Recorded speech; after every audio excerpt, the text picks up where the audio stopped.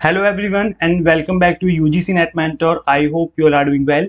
Guys, जैसे कि आप सभी को पता है, यहाँ पे हम आपको इम्पॉर्टेंट टॉपिक सीरीज करवा रहे हैं फॉर यूजीसी नेट पेपर 1, जिसमें हम कवर कर रहे हैं यूनिट वाइज जो इम्पॉर्टेंट टॉपिक हैं फॉर यूजीसी नेट पेपर 1।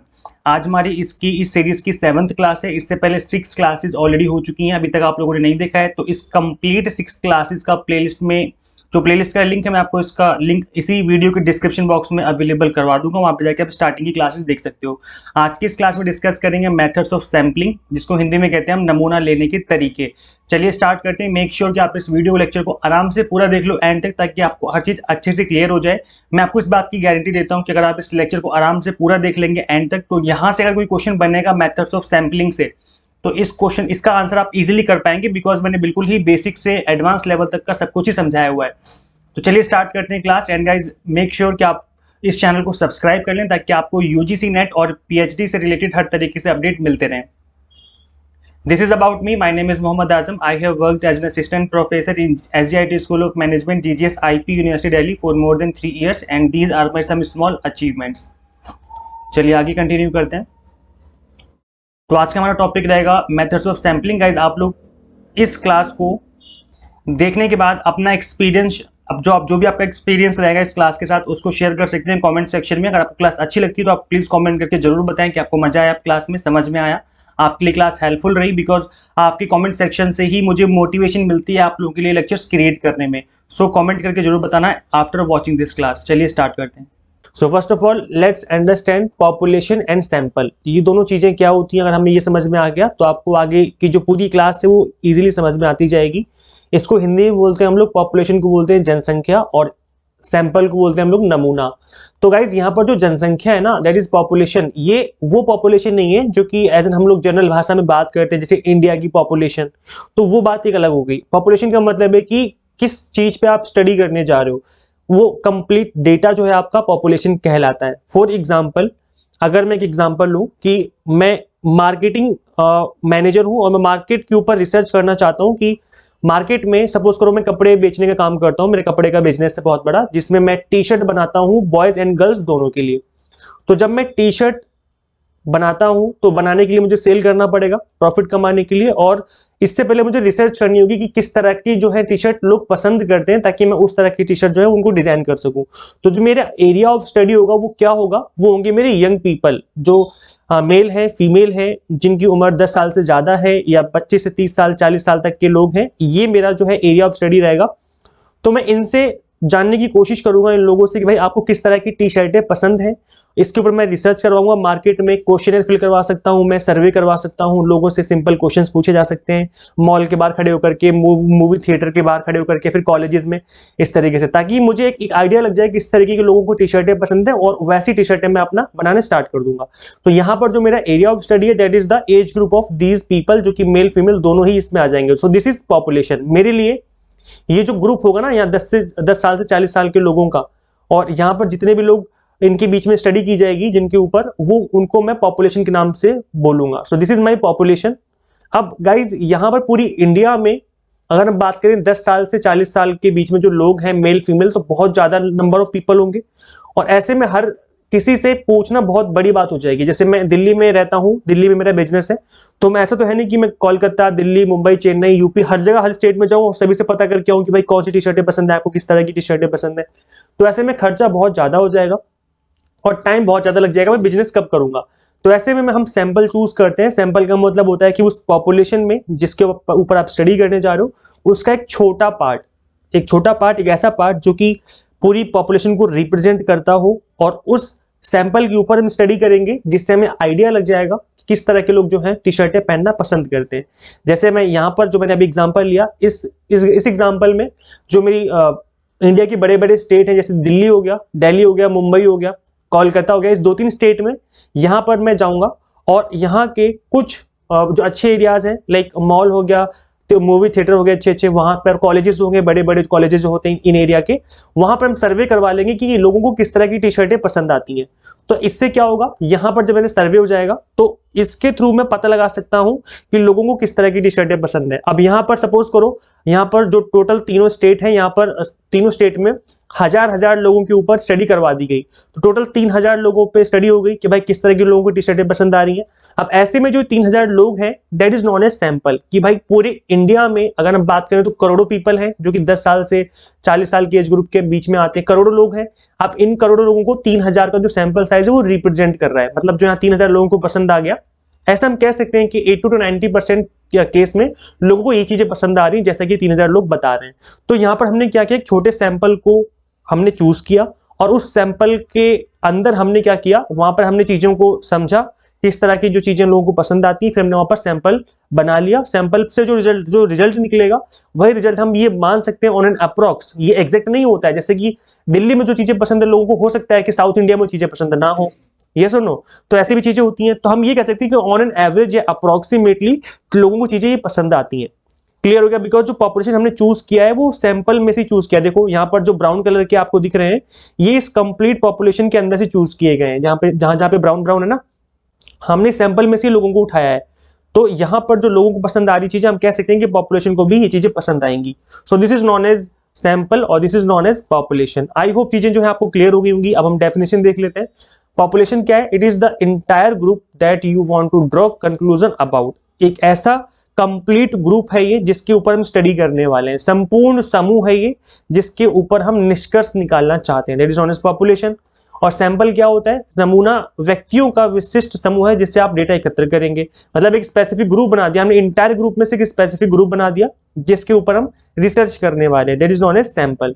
ठीक है, समझ में आ गया। एक छोटा सा एग्जांपल और ले लेते हैं जिन बच्चों को समझ में नहीं आया है। जब आप लोग अपने घर में खाना बनाते हैं, जब आप एक कुकर में सीटी लगाते हैं चावल बनाने के लिए, तो वहां पर जो चावल है ना, जब आप चावल बनाते हो, यहाँ पर जो पूरे चावल रखे हुए हैं इस कुकर के अंदर, तो ये कंप्लीट आपका डेटा है, मतलब जिसको आप खाने वाले हो, that is non as population. ये क्या कहलाएगा यहाँ पर? इस केस में ये पॉपुलेशन कहलाएगा। और सैंपल क्या कहलाएगा? सपोज करो उस पूरे कुकर में से मैंने 1 चम्मच चावल निकाल लिया, कितना? बस 1 स्पून, एक छोटी सी चम्मच मैंने निकाल लिया इसमें से, तो that is non as sample. क्योंकि ये जो चावल मैंने निकाले 1 चम्मच भर के, ये सेम ऐसे ही है जैसे कि कंप्लीट कुकर में अगर ये 1 चम्मच भर चावल पक चुके हैं, इसका मतलब पूरे कुकर के चावल पक चुके हैं। अगर ये 1 चम्मच चावल नहीं पके हैं, कच्चे हैं, इसका मतलब पूरे कुकर के जो चावल है वो कच्चे होंगे। तो यही मैं कहना चाहता हूं कि एक सैंपल जो होता है, छोटा सा आपका समूह होता है, जो स्पेसिफिक ग्रुप होता है जिसके ऊपर आप स्टडी करते हो और उसके बेस पे आप पूरे पॉपुलेशन के ऊपर जो रिजल्ट है उनको ड्रॉ कर सकते हो। तो आई होप अब आपको चीजें समझ में आ गई होंगी कि पॉपुलेशन का मतलब इंटायर ग्रुप हो गया और सैंपल का मतलब एक छोटा सा ग्रुप जो कि उसी कंप्लीट ग्रुप में से लिया गया है, ताकि जो आपका टाइम है वो बच सके और जो आपके पैसे हैं वो बच सके और जो रिजल्ट है वो भी मतलब सटीक रिजल्ट निकाला जा सके। आई होप चीजें क्लियर हो गई हैं। चलिए आगे बढ़ते हैं। अब हम डिस्कस करेंगे मेथड्स ऑफ सैम्पलिंग। अब गाइस यहाँ पर आपके 2 मेथड हैं, एक है आपका प्रोबेबिलिटी सैम्पलिंग मेथड्स और दूसरा है आपका नॉन प्रोबेबिलिटी सैम्पलिंग मेथड। अगर हिंदी में बात करें तो संभाव्यता नमूनीकरण और गैर संभाव्यता नमूनीकरण के तरीके। तो 2 तरीके हैं, 2 मेथड हैं जिनको हमें डिस्कस करना है और एग्जाम के पर्पज से दोनों ही आपके इंपॉर्टेंट है। तो चलिए स्टार्ट करते हैं। और आगे मैं इससे पहले कुछ भी डिस्कस करूं, मैं आपको यहाँ पर एक चार्ट में दिखा देता हूं कि प्रोबेबिलिटी सैम्पलिंग के अंदर कौन कौन आते हैं। तो गाइस इसको रट लो, याद कर लो, दिमाग बिठा लो, कुछ भी कर लो, मुझे नहीं पता, लेकिन ये चीजें आपको याद हो जानी चाहिए। एग्जाम में डायरेक्ट क्वेश्चन पूछा जाता है यहां से, जो मैंने अभी आपके स्क्रीन पे दिखा रखा है, इस स्क्रीन से आपको डायरेक्ट क्वेश्चन मिल सकता है एग्जाम में। सुन लो कान खोल के, बहुत इंपॉर्टेंट है ये स्क्रीन। इसमें लिखा हुआ है प्रोबेबिलिटी सैम्पलिंग। अब कौन कौन से मेथड आते हैं, एग्जाम यही पूछा जाता है कि प्रोबेबिलिटी सैम्पलिंग में कौन कौन से मेथड आते हैं। जैसे 4 मेथड या 5 मेथड लिख दिए, अब आपसे पूछेंगे बताओ इन पांचों मेथड में से कौन कौन प्रोबेबिलिटी सैम्पलिंग के पार्ट हैं। अब आपको 4 ऑप्शन दे देंगे कि पहला वाला है, दूसरा वाला है, तीसरा वाला है, चौथा वाला है, दूसरा वाला है, पहला वाला है, ऐसे करके 4 ऑप्शन दे देंगे। तो कहने का मतलब है कि यहां से डायरेक्ट क्वेश्चन आपसे एग्जाम में पूछे जा सकते हैं, जिसमें केवल यही पूछा जाएगा कि आपको इसमें सिलेक्ट करने की कौन से प्रोबेबिलिटी सैम्पलिंग है, कौन से नॉन प्रोबेबिलिटी सैम्पलिंग है। तो यहाँ पर प्रोबेबिलिटी सैम्पलिंग में आ जाएंगी simple random sampling, stratified random sampling, systematic sampling और क्लस्टर सैम्पलिंग। सुन लिया सभी ने? एक बार दोबारा देखते हैं। प्रोबेबिलिटी सैम्पलिंग में कौन कौन आएगा? प्रोबेबिलिटी सैम्पलिंग में आएगा simple random sampling, stratified random sampling, systematic sampling और क्लस्टर सैंपलिंग। तो आप ऐसे भी याद रख सकते हो गाइस कि जो एस से स्टार्ट होते हैं ना वो आपके प्रोबेबिलिटी सैंपलिंग के पार्ट हो जाते हैं, बस स्नोबॉल को छोड़ के। स्नोबॉल इसमें आ जाता है। तो यहां पर आप ऐसे देखेंगे that is simple, simple random sampling का मतलब प्रोबेबिलिटी सैंपलिंग का पार्ट है। स्ट्रेटिफाइड एस से स्टार्ट है तो वो प्रोबेबिलिटी सैंपलिंग का पार्ट है। सिस्टमैटिक सैंपलिंग एस से स्टार्ट है तो इसका मतलब वो क्या है, प्रोबेबिलिटी सैंपलिंग का पार्ट है। और सी का मतलब है क्लस्टर, क्लस्टर सैंपलिंग भी जो होता है वो भी आपका क्या हो जाएगा, प्रोबेबिलिटी सैंपलिंग का पार्ट हो जाएगा। तो इस तरीके से भी आप याद रख सकते हो। वैसे आप इनको 2-3 बार पढ़ेंगे, दिमाग में बिठा लेंगे तो ऐसे याद हो जाएगा, कोई बड़ी बात नहीं, आप लोग इतने बड़े हो चुके हो। Non probability sampling, non probability sampling में कौन कौन से मेथड आते हैं, purposive sampling, purpose sampling, convenience sampling, snowball sampling और कोटा सैंपलिंग। अभी हम इन सभी मेथड को समझेंगे एक एक करके, डिस्कस करेंगे विद एग्जांपल्स, ताकि जो चीजें आपको अच्छे से समझ में आ जाए। याद कर लो अच्छे से, नॉन प्रोबेबिलिटी में कौन कौन आता है, purpose sampling, convenience sampling, snowball sampling और कोटा सैंपलिंग। ठीक है, चलिए आगे कंटिन्यू करते हैं। अब हम इन सभी मेथड को समझेंगे एक एक करके विद एग्जांपल। तो सबसे पहले हम डिस्कस करेंगे प्रोबेबिलिटी सैंपलिंग के चारों मेथड, फिर हम डिस्कस करेंगे नॉन प्रोबेबिलिटी के चारों मेथड। जो हिंदी मीडियम वाले स्टूडेंट्स हैं गाइस, डोंट वरी, आपके लिए ग्राफ मतलब हिंदी में नहीं था, लेकिन जब अब मैं एक्सप्लेन करूंगा, आपको एक एक मेथड करके एक्सप्लेन करूंगा, तो वहां पर मैं आपको हिंदी में भी सभी के नाम दिखा दूंगा, ताकि आपको हिंदी में भी जो इनके नाम है वो याद हो जाए। तो आपको मैं लेके चलता हूँ एक्सप्लेनेशन वाले पेज पे, और फिर मैं आपको हिंदी में भी एक्सप्लेन कर दूंगा ताकि आपको याद हो जाए। तो संभाव्यता नमूनीकरण के जो तरीके हैं, पहला कौन सा होता है, सामान्य उद्देश्य रहित नमूना। क्या होता है, सामान्य उद्देश्य रहित नमूना। इसको हिंदी में समझेंगे, इंग्लिश में, और इंग्लिश में, दोनों में समझेंगे। तो प्रोबेबिलिटी सैंपलिंग मेथड में जो पहला मेथड जो हम डिस्कस करेंगे that is simple random sampling. अब ये क्या होता है, in this case each individual is chosen entirely by chance and each member of the population has an equal chance or probability of being selected। क्या बोला जा रहा है कि यहाँ पर जो इंटायर ग्रुप है वहां पर हर एक इंडिविजुअल का इक्वल चांस रहता है चुने जाने का। क्या बोला जा रहा है कि इनका जो है वो इक्वल चांस रहता है। अब इक्वल चांस का मतलब है कि सपोज करो, मैं एक एग्जांपल यहाँ पे नीचे एग्जांपल भी डाल दिया, मैं एग्जांपल भी बता दूंगा।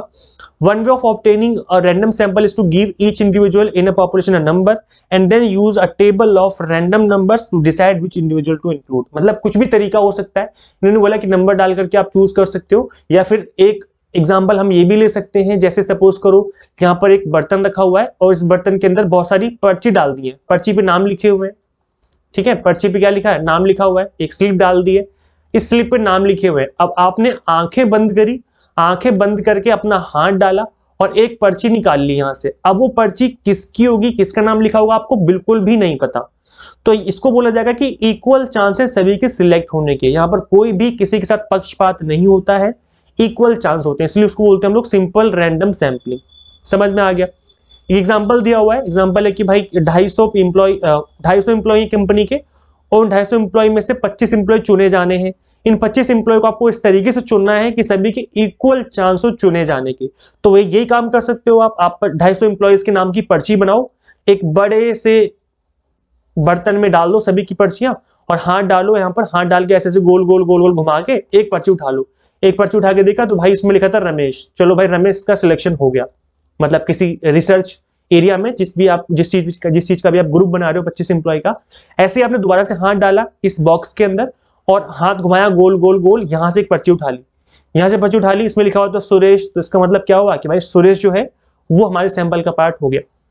तो इस तरीके से कहने का मतलब है कि आप इक्वल चांस होते हैं सभी के सिलेक्शन के, और आंखें बंद करके बिल्कुल ही बिना किसी पक्षपात के यहां से आप सैंपल चूज करते हैं। That is non as simple random sampling.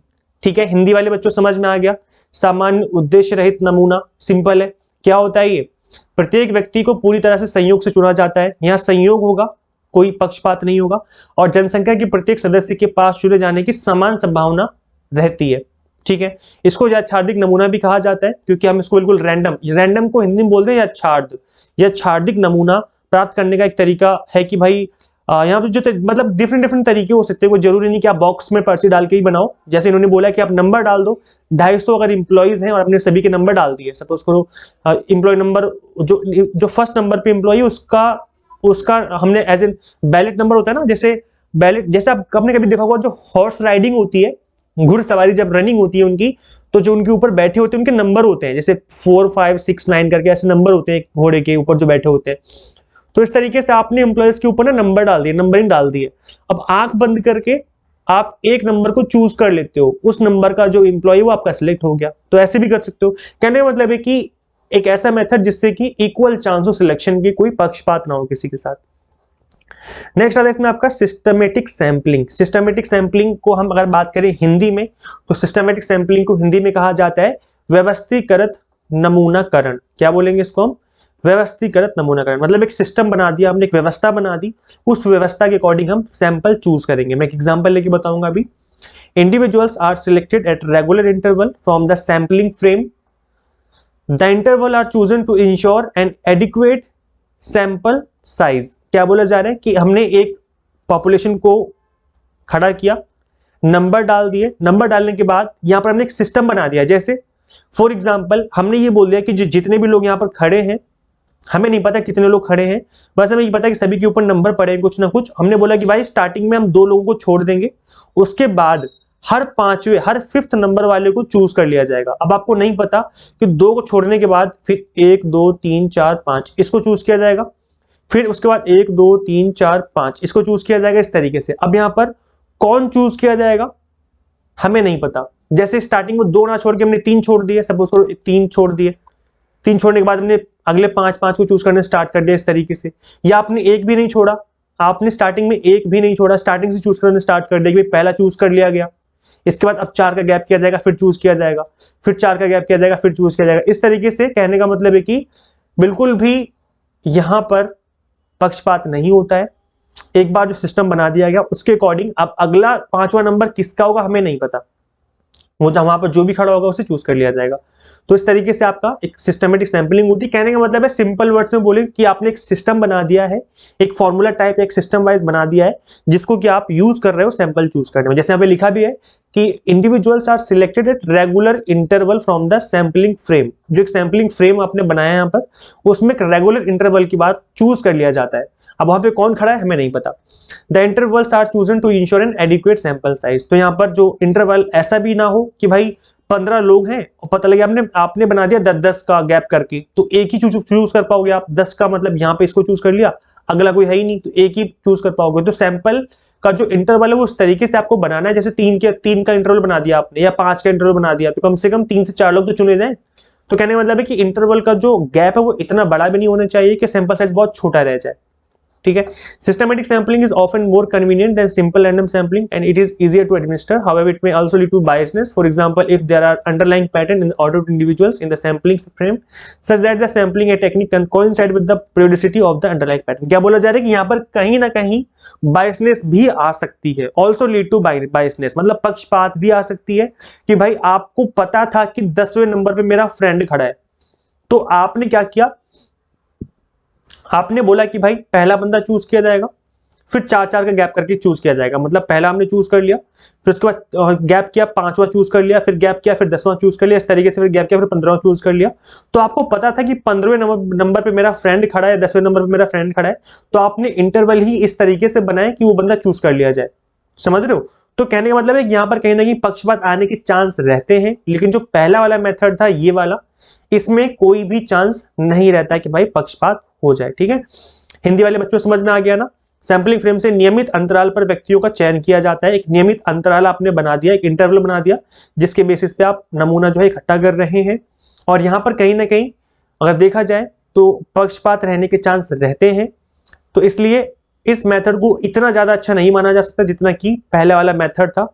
और क्योंकि ये भी एक प्रोबेबिलिटी सैंपलिंग का पार्ट है, क्योंकि इसको इसलिए प्रोबेबिलिटी में डाल दिया कि हमें नहीं पता कि भाई नेक्स्ट बंदा कौन खड़ा है।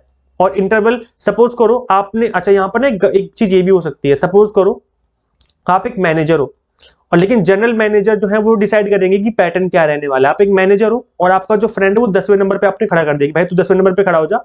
जनरल मैनेजर जो है वो 5-5 का इंटरवल बनाने वाला है, तो भाई आपको बस इतना पता था, इंटरवल बन गया 5-5 का। लेकिन जब जनरल मैनेजर आया ना इसको उनको चुनने के लिए, तो उसने क्या किया, पहले वाले को छोड़ दिया। उसने बोला यहां से हम चूज करेंगे, फिर 5-5 का गैप करेंगे, तो इसको चूज कर लिया, फिर 5 का गैप किया जाएगा, तो यहाँ पर 3 1 2 3 4 5 7वें को चूज किया, फिर 1 2 3 4 5 यहाँ छोड़ दिया, 13वें को चूज किया। मतलब कहने का कि अभी ये वाला जो बंदा है वो रह गया, इसको चूज नहीं किया जाएगा। तो जो इसलिए इस मेथड को हम रैंडम सैंपल बोलते हैं, क्योंकि मतलब एक तरीके से सिस्टमेटिक सैंपल बोलते हैं, क्योंकि यहाँ पर एक जो सिस्टम है वो कहीं ना कहीं एक तरीके से प्रोबेबिलिटी सैंपलिंग के अंदर ले जाता है हमें, क्योंकि हमें नहीं पता कि उस इंटरवल पे कौन खड़ा होगा। मतलब जब तक कि कोई फिक्सेशन ना हो तब तक यहाँ पर हम कहेंगे कि भाई ये जो तरीका है वो अच्छा ही है। इसके बाद गाइस आपका नेक्स्ट आता है स्ट्रेटिफाइड सैंपलिंग। ये आपके एग्जाम के पर्पस से बहुत इंपॉर्टेंट है, तो ध्यान से सुन लो, समझ लो, दिमाग में बिठा लो, क्योंकि ये एग्जाम के पर्पस से इंपॉर्टेंट है। स्ट्रेटिफाइड सैंपलिंग में क्या होता है, in this method the population is first divided into sub groups. इसमें हम क्या करते हैं, सब ग्रुप में डिवाइड कर देते हैं कंप्लीट पॉपुलेशन को, ठीक है। और स्ट्रेटा, इसको हम बोलते हैं स्ट्रेटा। तो गाइस इस वर्ड को भी याद रखना है आपको कि जो सब ग्रुप होते हैं इसमें हम इन ग्रुप को स्ट्रेटा के नाम से जानते हैं। हिंदी वाले बच्चों में बताऊंगा, अभी चिंता ना करें आप लोग, हिंदी में भी एक्सप्लेन कर दूंगा। Who all are share a similar characteristic. अब जो हमने स्ट्रेटा बनाया, जो हमने सब ग्रुप बनाया, उनके सिमिलर कैरेक्टरिस्टिक्स हैं।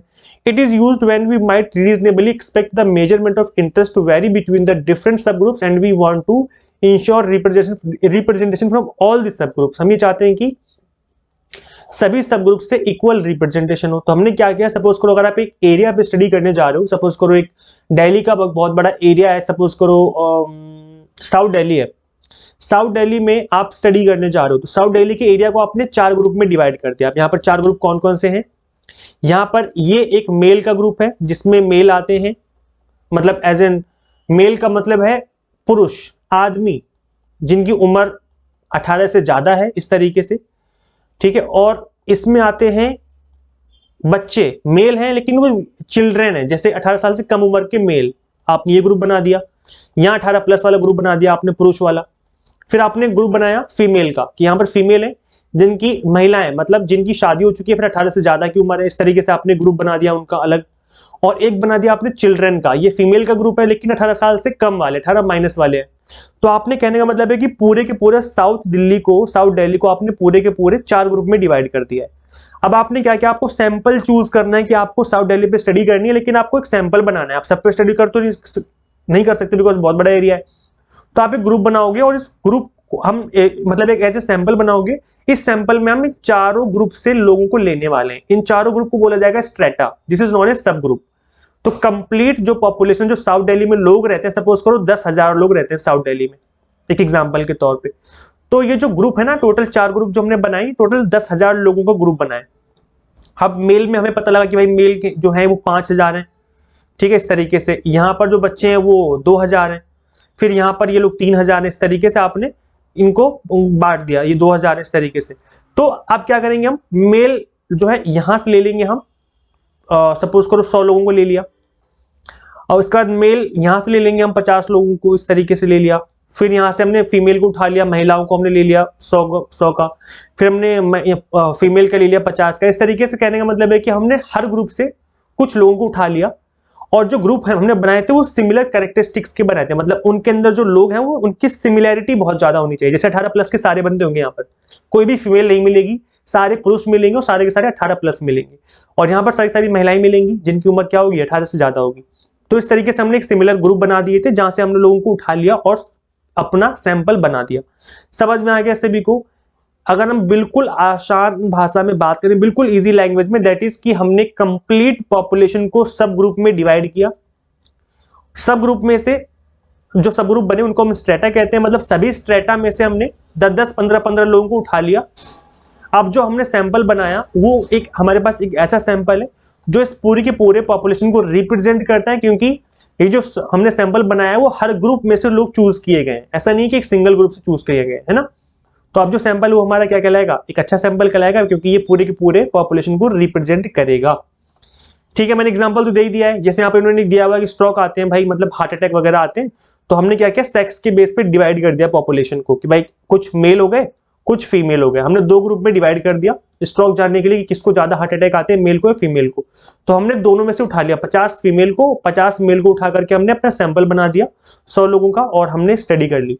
तो जो कंप्लीट पॉपुलेशन जिसको हमने 2 ग्रुप में डिवाइड किया, जिसको हम बोलेंगे स्ट्रेटा, दिस इज सब ग्रुप, मेल का अलग फीमेल का अलग, 2 सब ग्रुप बना दिए, इसको बोलेंगे हम स्ट्रेटा। दोनों से चूज कर लिया हमने, और दोनों को ऐड करने के बाद हमारा सैंपल बन गया। तो इसको बोला जाएगा स्ट्रेटा, और इसके बेस पे हम लोग सैंपल बनाते हैं, फिर हम इतनी रिसर्च कंप्लीट करेंगे। ठीक है, तो हिंदी वाले बच्चों क्या बोलेंगे इसको हिंदी में? हिंदी बोलते हैं हम लोग स्त्रीकृत नमूनाकरण। क्या बोलते हैं हम? स्त्रीकृत नमूनाकरण। और गाइस इसको स्त्रीकृत इसलिए बोलते हैं क्योंकि इसमें स्तर बनाते हैं हम लोग। स्तर का मतलब होता है स्ट्रेटा। ठीक है, हमने कंप्लीट जनसंख्या को क्या किया? उप समूह में डिवाइड कर दिया। उप समूह को बोला जाएगा स्ट्रेटा, दैट इज स्तर। और उसके बाद एक समान विशेषता जो साझा करते हैं उनके अकॉर्डिंग हमने ग्रुप बनाए थे, और उन चारों ग्रुप में से, मतलब जितने भी ग्रुप बनाए आपने, 2, 4, 6, 10 जितने भी आपने ग्रुप बनाए, सभी ग्रुप में से कुछ कुछ आइटम उठा लिए और अपना सैंपल बना दिया। इसको बोला जाएगा स्त्रीकृत नमूनाकरण। ठीक है, समझ में आ गया सभी को? इजी है। वैसे मैंने लिख भी दिया है, एग्जाम्पल हिंदी में भी लिख दिया है, आप लोग पढ़ भी सकते हो उसको बाद में पीडीएफ को डाउनलोड करके। ठीक है, चलिए आगे बढ़ते हैं। नेक्स्ट आपका क्लस्टर्ड सैंपलिंग। अब गाइस ये क्लस्टर्ड सैंपलिंग क्या है? ये भी आपके एग्जाम की पर्पस से मोस्ट इंपॉर्टेंट है। बच्चे इसमें बहुत कंफ्यूज रहते हैं क्लस्टर्ड में और स्ट्रेटिफाइड सैंपलिंग में, जो हमने डिस्कस किया अभी इससे पहले। तो इसमें कंफ्यूज मत होना। आप कंफ्यूज इसलिए रहते हैं बिकॉज इसमें भी ग्रुप बनाए जाते हैं, तो कंफ्यूजन इस वजह से हो जाती है। अब मैं आपको इस तरीके से समझा दूंगा कि आज के बाद आप कभी भी कंफ्यूज नहीं होंगे। तो सुन लो ध्यान से। हिंदी में इसको बोलते हैं हम लोग, क्या बोलते हैं इसको हिंदी में? हिंदी में कहते हैं इसको हम संकुल नमूनाकरण। हिंदी वाले बच्चों इसे बोलेंगे हम लोग संकुल नमूनाकरण। तो चलिए समझते हैं इसको और डिस्कस करते हैं। पहले मैं इंग्लिश में समझा देता हूं, फिर मैं हिंदी में समझा दूंगा। क्लस्टर्ड सैंपलिंग जो होता है, that is clustered sample sub group of the population are used as the sampling unit. यहां पर हमने क्या किया? कंप्लीट पॉपुलेशन को सब ग्रुप में डिवाइड कर दिया। अब इनके सब ग्रुप को स्ट्रेटा नहीं कहेंगे क्योंकि वो तो अलग था ना, स्ट्रेटिफाइड सैंपलिंग होता है। इनके ग्रुप को हम सब ग्रुप ही कहेंगे और इनको हम एज एन सैंपलिंग यूनिट में डिवाइड कर देंगे। रेदर देन इंडिविजुअल्स, यहां पर हम इंडिविजुअल मतलब अलग अलग डिवाइड ना करके हम ग्रुप में डिवाइड कर देंगे।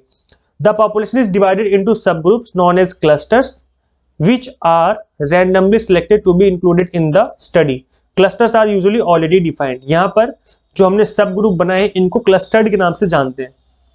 अब गाइज मैं इसको एक एग्जांपल से समझाता हूं ताकि आपको और अच्छे समझ में आ जाए। उसके बाद मैं इन दोनों के बीच में डिफरेंशिएट भी कर दूंगा कि स्ट्रेटिफाइड सैंपलिंग और क्लस्टर्ड सैंपलिंग में क्या डिफरेंस है। क्लस्टर्ड सैंपलिंग में एक एग्जांपल के तौर पे सपोज करो अगर आप एक स्टडी करना चाहते हो इंडिविजुअल विलेजेस की, could be identified as clusters for study of rural poverty.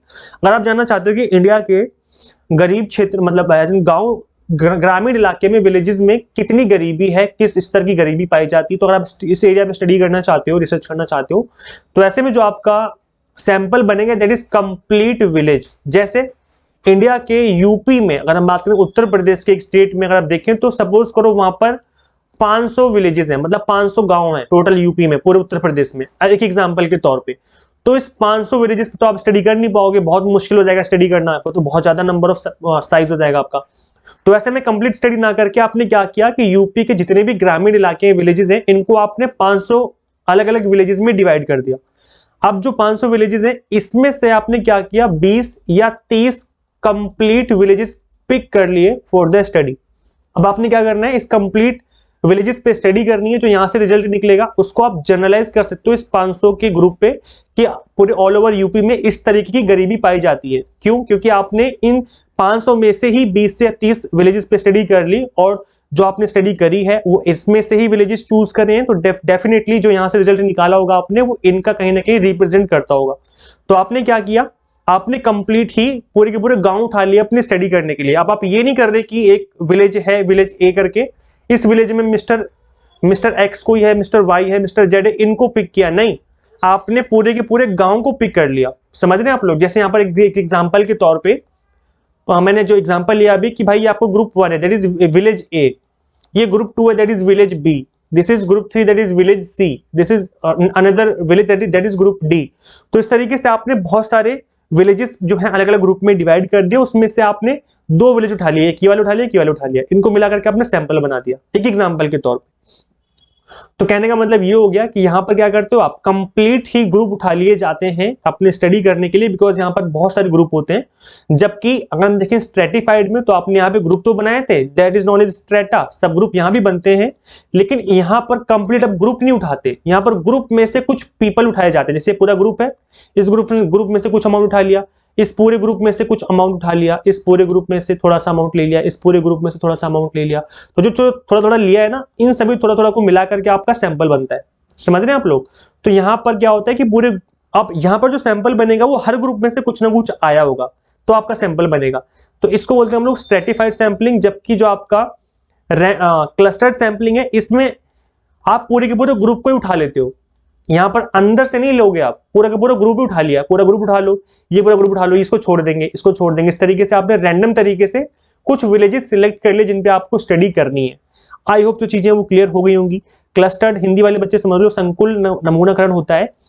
Cluster किए गए नमूने में जनसंख्या के उप समूहों को व्यक्तियों के बजाय नमूनाकरण इकाई के रूप में उपयोग किया जाता है। मतलब व्यक्तियों को नहीं उठाना है यहाँ पे आपको पूरा का पूरा इकाई उठानी। इकाई का मतलब जो आपने उप समूह बनाया है उसको एक इकाई माना जाएगा, उस पूरे के पूरे उप समूह को उठा लिया जाएगा। जनसंख्या को उप समूहों में विभाजित किया जाता है, जिन्हें उप समूहों के रूप में जाना जाता है, जिन्हें अध्ययन में शामिल करने के लिए यादृच्छिक रूप से चुना जाता है। मतलब यहाँ पर भी रैंडम तरीके से आप चूज करेंगे। अब ऐसा नहीं कि आपको अच्छा लग रहा था तो आपने इसको चूज कर लिया, नहीं, यहाँ भी रैंडम तरीके से आप ग्रुप चूज करेंगे। क्लस्टर आमतौर पर पहले से ही परिभाषित होते हैं। तो ये मैंने एक एग्जाम्पल भी दे दिया था कि गरीबों को पहचानने के लिए आपने पूरे के पूरे गाँव पे स्टडी करनी है। 500 गांव है तो उसमें से 4 से 10 गांव उठा लिया आपने रैंडम तरीके से, उन पर आपने स्टडी स्टार्ट कर दी। आई होप जो चीजें वो क्लियर हो गई होंगी। अब हम बात करेंगे नॉन प्रोबेबिलिटी सैंपलिंग मेथड्स की। ये भी आपके एग्जाम की पर्पज से बहुत ज्यादा इंपॉर्टेंट है। तो चलिए स्टार्ट करते हैं नॉन प्रोबेबिलिटी सैंपलिंग मेथड। मैं इंग्लिश में भी बताऊंगा और मैं जो हिंदी मीडियम वाले बच्चे हैं उनके लिए भी स्लाइड्स हैं, so guys don't worry, Hindi English दोनों में हम समझेंगे। ठीक है, सो पहला आपका method that is convenience sampling. नाम से पता चल रहा है कि कन्वीनियंट है। भाई जो रिसर्चर है उसको ये मेथड कन्वीनियंट लग रहा था तो उसने चूज कर लिया। जैसे convenience sampling is perhaps the easiest method of sampling because participant are selected based on availability and willingness to take part. जो पार्टिसिपेंट है, जो हमारा इकाई है जिस पे आप स्टडी करने जा रहे हो, ठीक है, ये कंप्लीट आपका पॉपुलेशन है। इसमें से कुछ लोग बिजी थे, ये बंदा बहुत बिजी रहता है, ये बंदा बहुत बिजी रहता है, तो इसलिए इसने बोला कि भाई हम आपकी रिसर्च में पार्टिसिपेट नहीं कर पाएंगे। ये खाली बैठे तो उन्होंने बोला सर हम आपके साथ चल रहे हैं, हम आपकी रिसर्च में पार्टिसिपेट करेंगे। ठीक है, तो यहां पर क्या किया आपने, इनको चूज कर लिया एज एन अपने सैंपल में। तो जब पार्टिसिपेंट जो है वो सिलेक्ट किए जाते हैं अवेलेबिलिटी के बेस पे, विलिंगनेस की मतलब उनकी इच्छा है भी नहीं है पार्ट लेने के लिए, तो उनको बोला जाएगा सिंपल कन्वीनियंस सैंपलिंग। तो यहां पर इसको इस तरीके से होता है, useful result can be obtain but the result are prone to significant bias. ये पक्षपात हो सकता है because those who volunteer to take part may be different from those who choose not to. तो यहाँ पर पक्षपात हो सकता है बिकॉज हो सकता है कि आपने इसको चूज कर लिया खाली बैठा था, जबकि हो सकता है कि वहां से रिजल्ट उतना अच्छा ना निकले। तो इस तरीके से जो होता है आपका कन्वीनियंस सैंपलिंग होता है। मतलब नाम से पता चला कि कन्वीनियंट का मतलब है कि भाई आरामदायक। हिंदी में क्या बोलते हैं, आराम नमूना। भाई बहुत आराम से आपने लोगों को चूज कर लिया। सुविधा नमूनाकरण, इसको हिंदी में बोलते हैं सुविधा नमूनाकरण। सुविधा भी बोल सकते हो, फिर आराम भी बोल सकते हो। नमूना लेने का सबसे आसान तरीका है क्योंकि प्रतिभागियों का चयन उपलब्धता और भाग लेने की इच्छा के आधार पर किया जाता है। ठीक है, तो इस तरीके से यहाँ पर होता है। और मैंने बता दिया कि कंप्लीट पॉपुलेशन में से जो फ्री थे, जो चाहते थे कि हम पार्टिसिपेट कर सकते हैं, जिनकी इच्छा थी पार्टिसिपेट करने की, उनको सैंपल में ले लिया। जिन्होंने मना कर दिया भाई हम आपके रिसर्च का पार्ट नहीं बनना चाहते, हमसे दूर रहें, उनको हमने नहीं लिया। तो इस तरीके से हो गया ये आपका ये आराम नमूना। नेक्स्ट आपका कोटा सैंपलिंग। ये भी एग्जाम की पर्पस से इंपॉर्टेंट है। This method of sampling is often used by market researcher. Interviewers are given a quota of subject of specified type of attempt to recruit. क्या बोला जा रहा है कि यहाँ पर जो आपका सैंपल बनेगा वो कोटा के बेस पे बनता है। जैसे फॉर एग्जाम्पल यहाँ पर कोटा सैंपलिंग अगर मैं एग्जाम्पल लूँ तो अगर इसको हम हिंदी में देखें तो हिंदी में क्या बोलेगा, आई थिंक कोटा ही बोला जाएगा। हिंदी में भी तो कोटा ही बोलते हैं, हाँ हिंदी में भी कोटा नमूनाकरण होता है। अगर गाइस इसको देखिए हम तो यहाँ पर कोटा फिक्स कर दिया जाएगा। जैसे होता है ना कि ये कंप्लीट पॉपुलेशन है यहाँ पर और इस कंप्लीट पॉपुलेशन पे स्टडी करनी है। जैसे अगर एक मार्केट में आप रिसर्च करना चाहते हो, एक मॉल के आप रिसर्च करना चाहते हो कि जो मॉल है उसमें किस तरह का सामान ज्यादा सेल होता है, मेल का ज्यादा सामान सेल होता है, फीमेल का या चिल्ड्रन का, किसका सामान ज्यादा सेल होता है, तो आपको एक सर्वे करवाना पड़ेगा। अब उस कंप्लीट सर्वे में आपने कोटा फिक्स कर दिया कि भाई जितने भी मेल हमारे यहाँ विजिट करेंगे मॉल में, उन कंप्लीट मेल का केवल 10% के ऊपर आप स्टडी करेंगे जिसको आप सैंपल में डालने वाले हो। आपने फीमेल का कर दिया कोटा फिक्स कि भाई फीमेल में हम करेंगे 15% फीमेल को इसमें शामिल करेंगे हम। तो फीमेल अब कितनी भी आ जाए, करोड़ों आ जाए, लेकिन सबको नहीं लेंगे, केवल 15% ही ली जाएंगी। चिल्ड्रन का आपने कोटा फिक्स कर दिया कि भाई 5% जो है चिल्ड्रन पे स्टडी करने वाले हैं, तो जितने भी बच्चे विजिट करेंगे उसका 5% अपने हम सैंपल में डालेंगे। तो कहने का मतलब इस तरीके से आपका सैंपल बनेगा जिसमें ऑलरेडी आपने कोटा फिक्स कर दिया है। जैसे एक एग्जांपल में और लेके बताता हूं, अगर हम बात करें आपकी गवर्नमेंट पोस्ट जो निकलती हैं या जो अगर हम बात करें कॉलेज में एडमिशन के लिए, तो वहां पर कोटा फिक्स होता है ना। जैसे 27% कोटा मिलता है ओबीसी कैटेगरी को, कि भाई अब ओबीसी कितने भी आ जाएं, लेकिन उसमें 27% ही उनको रिजर्वेशन दिया जाएगा। ऐसे ही एससी का कोटा होता है, भाई एससी का कोटा हो गया सपोज को 10%, फिर आपका एसटी का कोटा हो गया सपोज को 7%। इस तरीके से मुझे एग्जैक्ट नहीं पता कितना होता है, मुझे ओबीसी का पता है, इनका नहीं पता मुझे। तो मैं एक एग्जांपल के तौर पे बता रहा हूँ कि भाई हर एक कैटेगरी का अलग अलग हमने कोटा फिक्स कर दिया कि भाई इसमें से हमें 10% लेना है, इसमें 27% लेना है, ईडब्ल्यूएस से कुछ कोटा फिक्स कर दिया हमने, और फिर जो बाकी बच गया वो जनरल का। इस तरीके से हम कंप्लीट जो है अपना सैंपल बना लेते हैं। तो कोटा में ये होता है गाइस कि हमने कंप्लीट जो सैंपल बनाना है उसमें कुछ नंबर ऑफ पीपल या कुछ अमाउंट फिक्स कर दिया जाता है पहले ही, और उनको हम पिक कर लेंगे अपने सैंपल में। तो यहाँ पे एक एग्जांपल डाला हुआ है, आप पढ़ सकते हो कि भाई एक इंटरव्यूअर है जो कि जानना चाहते हो, तो 20 अडल्ट मैन उसने ले लिए, 20 अडल्ट विमेन ले ली, 10 टीनेज गर्ल्स और 10 टीनेज बॉयज ले लिए, और उनका इंटरव्यू लिया जाएगा, उनसे पूछा जाएगा कि भाई आप टेलीविजन पे क्या देखते हो, किस तरह के प्रोग्राम आपको पसंद है। तो कहने का मतलब है कि सभी को लिया गया है, लेकिन कोटा फिक्स करके सभी को एक कोटा फिक्स कर दिया गया, एक फिक्स अमाउंट कर दिया गया जिनको हमें चूज करना है अपने सैंपल में। तो यहाँ पर भी पक्षपात हो सकता है, कुछ ज्यादा पक्षपात हो सकता है यहाँ पर, क्योंकि हमें यहाँ पर कोटा फिक्स करने के बाद कहीं ना कहीं जो चीजें हैं वो पक्षपात की तरफ चली जाती हैं। जैसे सपोज करो अगर आप एक इंटरव्यूअर हो, अगर आप मॉल में जा रहे हो स्टडी करने के लिए, तो चिल्ड्रन जो खड़े थे आपने देखा कि भाई यहाँ पर 5 चिल्ड्रन खड़े, इसमें से ये बंदा सही लग रहा है, आपने गया सीधा उस पर स्टडी चालू कर दी, क्योंकि 5% तो आपको लेना ही है ना, और 5% में आपने इसको भी डाल दिया उठा करके, क्या दिक्कत है। तो इस तरीके से इसमें पक्षपात हो सकता है। ठीक है, हिंदी वाले बच्चों समझ में आ गया, इजी था ये मेथड, तो इजी है, कोटा नमूनाकरण सिंपल है ना। और मैंने एग्जांपल लेके तो बता ही दिया है, तो आप लोगों को समझ में आ गया होगा। बाकी मैंने लिख दिया, आप लोग खुद से पढ़ लेना, इसको गो थ्रू कर लेना पीडीएफ को डाउनलोड करने के बाद। इसमें अनुपातिक रूप से भी कर सकते हो, है ना, अनुपात फिक्स कर सकते हैं, परसेंटेज फिक्स कर सकते हैं, या फिर नंबर ऑफ पीपल फिक्स कर दिया कि 20-20 ले लो, 10-10 ले लो करके, इस तरीके से। तो ऐसे भी कर सकते हैं, मतलब कहने का कि एक फिक्स नंबर जो है वो फिक्स कर दिया जाएगा जिसके थ्रू हम अपना सैंपल बनाने वाले हैं। नेक्स्ट गाइस इसमें आता है आपका जजमेंट और पर्पजिव सैंपलिंग। पर्पजिव सैंपलिंग मैंने बताया था, इसमें जजमेंट भी इसको बोला जाता है। तो ये एक ही चीज है गाइस, याद रखना, कई बार बच्चे कंफ्यूज हो जाते हैं, लेकिन वो एक ही चीज है। तो जजमेंट और पर्पजिव सैंपलिंग है, that is non random sampling, Hindi में बोलते हैं इसको हम निर्णय या उद्देश्यपूर्ण नमूनाकरण। ठीक है, समझ में आ गया। चलिए इसको समझ लेते हैं बाय डेफिनेशन। तो गाइस इसके अंदर क्या होता है, also known as selective subjective sampling. This technique relies on the judgment of the researcher when choosing who to ask to participate. A researcher may implicitly thus choose a representative sample to suit their needs or specifically approach individuals with certain characteristics. तो guys यहाँ पर अपने purpose के according, भाई आपका purpose क्या है, आपका जजमेंट क्या रहेगा, उसके अकॉर्डिंग आपने सैंपल को चूज किया है और उस सैंपल पे आप स्टडी करने वाले हो। जैसे इन चीजों को ना हम इसमें बोला भी है कि भाई आप ऐसी चीजों को हम टेलीविजन वगैरह में या न्यूज चैनल पे ज्यादातर देखते हैं, जैसे कि आपको डिबेट करवानी है, पॉलिटिक्स पे डिबेट करवानी है। आप पॉलिटिक्स पे जब डिबेट करवाओगे तो वहां पर कुछ वरिष्ठ नागरिक आते हैं, फिर वरिष्ठ पत्रकार हो सकते हैं। तो वहां पर जो पत्रकार चूज किए गए इस डिबेट कराने के लिए, तो वो चैनल ने खुद चूज किए, जैसे आज तक है या एनडीटीवी है या कोई भी चैनल की बात करें हम, तो उस चैनल ने खुद उनको बुलाया, इन्वाइट किया आगे से कि भाई आप आओ, आप डिबेट करो पॉलिटिक्स के ऊपर, हम आप उसको अपने चैनल पे दिखाना चाहते हैं।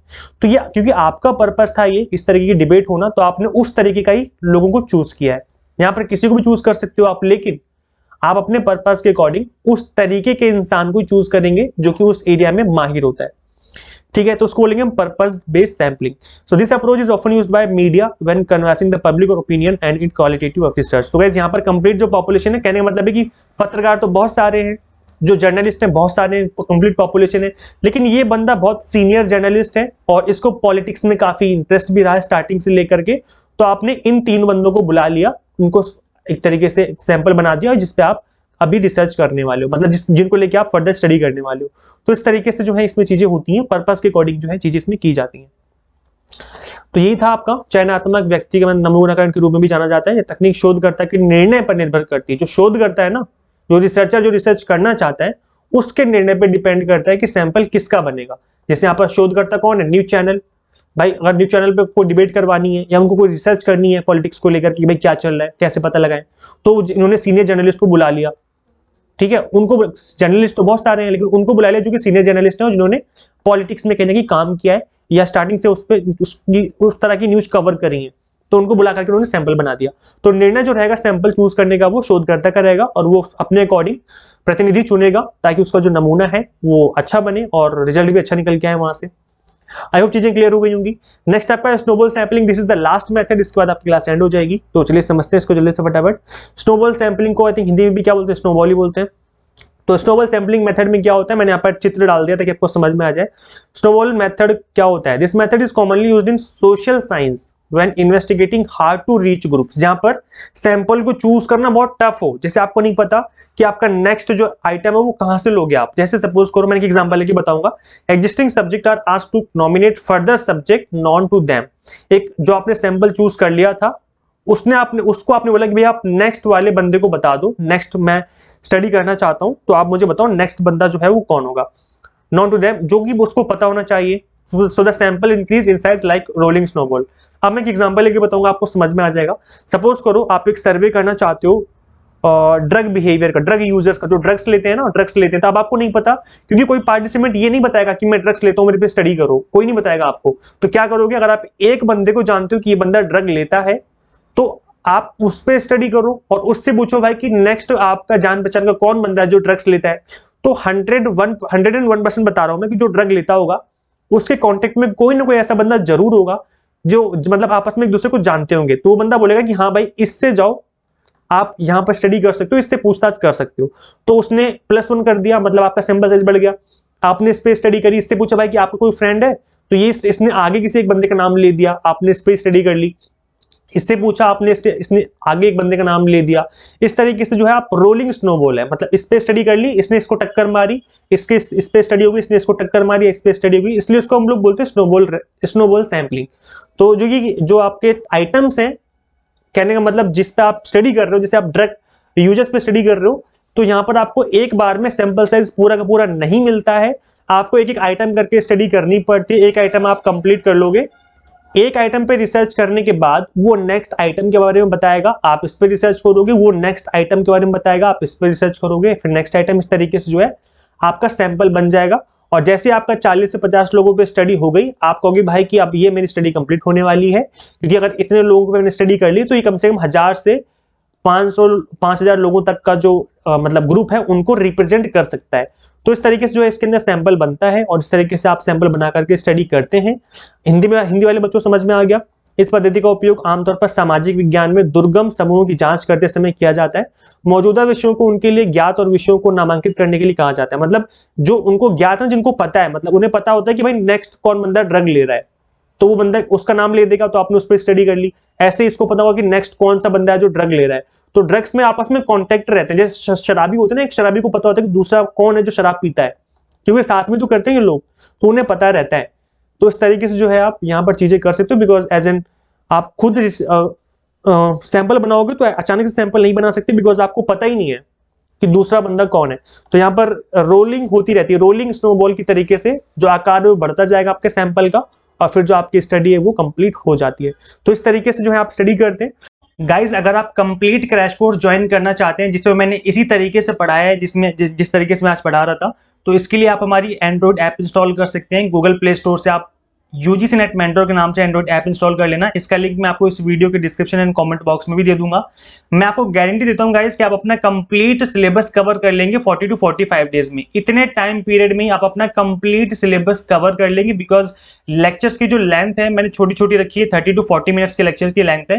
मैं आपको बता दूं इनकी फीचर्स क्या है। क्रैश कोर्स अवेलेबल है पेपर 1 का एंड कॉमर्स का एट प्रेजेंट। इसके फीचर्स ये हैं कि टारगेट बेस्ड वीडियो लेक्चर्स हैं, जैसे एनटीए में क्वेश्चन पूछे जा रहे हैं, इन चीजों को ध्यान में रख करके पढ़ाया जा रहा है। इंग्लिश प्लस हिंदी मीडियम में कंटेंट है, दोनों ही मीडियम के स्टूडेंट्स इस क्लास को ज्वाइन कर सकते हैं। According to NTA new question asking pattern चीजों को कवर किया गया है। ऑनलाइन मॉक टेस्ट है फॉर प्रैक्टिस, यूनिट वाइज हर यूनिट के 10-10 मॉक टेस्ट है ताकि आप प्रैक्टिस कर सकें। एंड पीडीएफ फॉर्मेट में स्टडी मटेरियल है, हर यूनिट का पीडीएफ फॉर्मेट में स्टडी मटेरियल भी आपको मिल जाएगा ताकि आप डाउनलोड करके उनको रिवाइज कर सकें। तो completely exam targeted based study रहने वाली है। इसके लिए आप ऐप को इंस्टॉल कर लीजिए। ऐप का लिंक मैं आपको इस वीडियो के description box and comment box में दे दूंगा। अभी डिफरेंट कोर्स ड्यूरेशन की डिफरेंट फीस है, जैसे 3 मंथ की फीस अलग है, 6 मंथ अलग है, 12 मंथ अलग है। तो जो आपको बेस्ट लगता है उसके अकॉर्डिंग आप इस क्रैश कोर्स को ज्वाइन कर सकते हैं। Thank you so much for watching this class. Share this platform to all UGC NET and JRF SET aspirants. Guys मिलते हैं नेक्स्ट क्लास में। इस वीडियो को ज्यादा से ज्यादा शेयर जरूर कर देना, बिकॉज यहाँ पर अगर कोई चीज फ्री में आपको मिल रही है यूट्यूब पर, कोई अच्छी चीज आपको मिल जाती है तो उसको गाइज शेयर कर दिया करो। शेयरिंग इज केयरिंग बोलते हैं ना, कि शेयर करना अच्छी बात है, अच्छी आदत है। तो शेयर कर दीजिए इस वीडियो को ज्यादा से ज्यादा, ताकि सभी फ्रेंड्स को पता चले कि यहाँ पे 8 बजे रात को डेली बेसिस पे यहाँ पर इंपॉर्टेंट टॉपिक्स को कवर किया जा रहा है through important topic series. Guys मिलते हैं नेक्स्ट वीडियो में। Till then keep watching UGC NET mentor. Thank you so much.